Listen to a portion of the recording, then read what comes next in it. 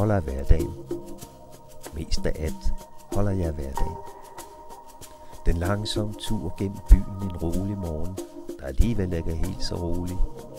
Barnets på en gang fortrolige, men efter morens hjerte farlige færden. Morgenluften, hundens leg i byen, storbyens larm, den rituelle vandring til legepladsen om hjørnet efter leg, grin og røde kinder. Jeg holder af hverdagen.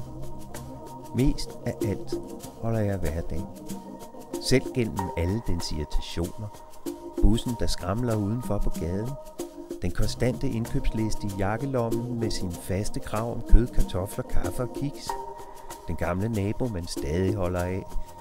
Ungen, der skal hentes i vuggestuen, netop som man er kommet godt i gang. Jeg holder af hverdagen. Mest af alt holder jeg af hverdagen. Jeg er vild med den. Hold da helt ferie, hvor jeg holder af hverdagen.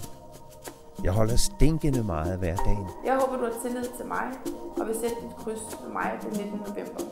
Så kan jeg være med til at skabe et endnu bedre København for os alle sammen.